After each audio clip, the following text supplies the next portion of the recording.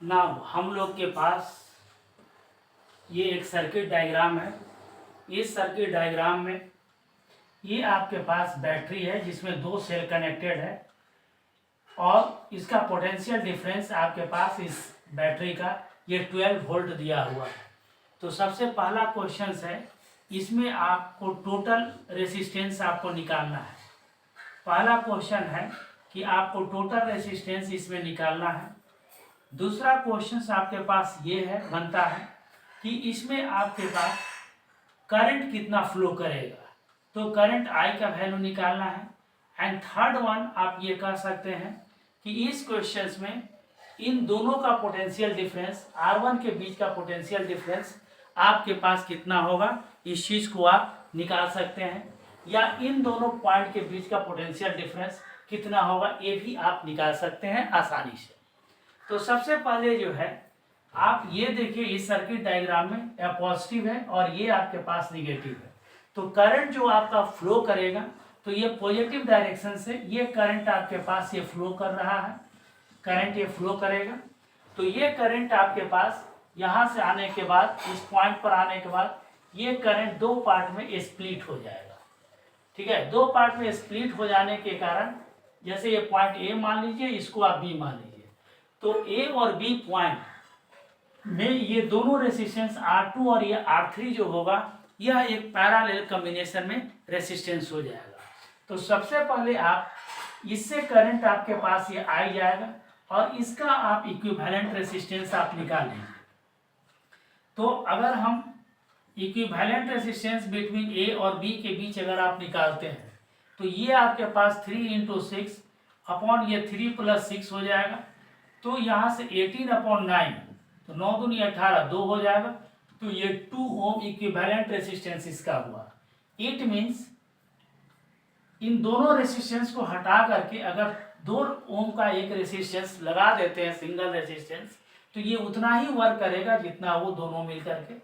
तो इससे भी करंट आपके पास ये आई फ्लो करेगा। तो देखिए इस फिगर में आपके पास इससे भी करंट आई फ्लो कर रहा है और इससे भी करंट आपके पास आई फ्लो कर रहा है। तो ये दोनों रेसिस्टेंस आपके पास क्या हो गया, सीरीज कॉम्बिनेशन में। तो equivalent resistance of this given circuit will be ये 4 ओम आप प्लस आपके पास ये 2 ओम, इसका 2 कितना होगा, ये 6 ओम के ये बराबर हो जाएगा। तो इसका इक्विवेलेंट रेसिस्टेंस आपके पास ये 6 ओम हो गया। ये पहला क्वेश्चन का आंसर आपके पास हो गया।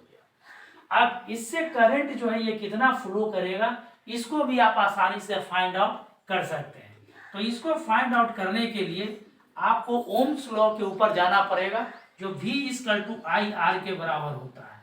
V = IR, इट मीन्स जो है I = आपके पास V अपॉन क्या होगा, R।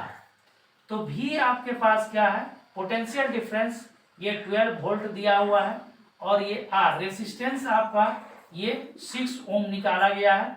तो ये 6 से इसको डिवाइड करेंगे तो ये 2 = ये 2 एम्पियर का करंट जो है ये इस सर्किट में ये फ्लो करेगा, यहाँ से आपके पास बैटरी से आउट होगा। अब क्वेश्चन ये राइज होता है कि इन दोनों के बीच का पोटेंशियल डिफरेंस कितना होगा।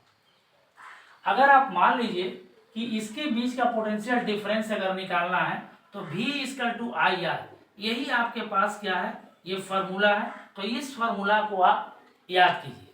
तो इस फार्मूला के हिसाब से V = आपके पास IR हो गया। तो ये R1 जो रेसिस्टेंस है जो 4 ओम के बराबर है, तो इससे करंट आपके पास ये 2 एम्पियर का ये फ्लो कर रहा है।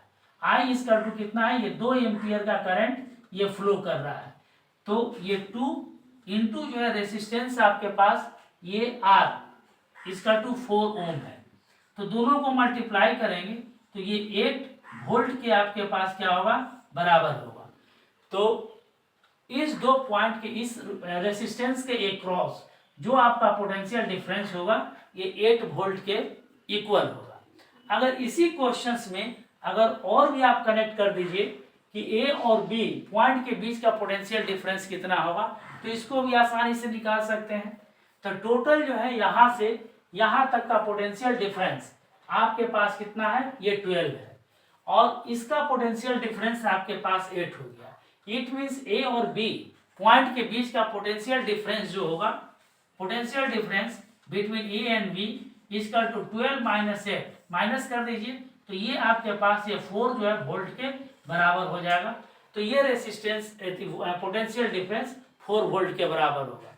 तो इस तरह से आप ओम्स लॉ को फॉलो कीजिए और सीरीज और पैरेलल कॉम्बिनेशन में जो इक्विवेलेंट रेसिस्टेंस निकालना है उसके फॉर्मूला को फॉलो करते हुए ऐसे सारे सवाल को आप आसानी से बना सकते हैं। Thank you.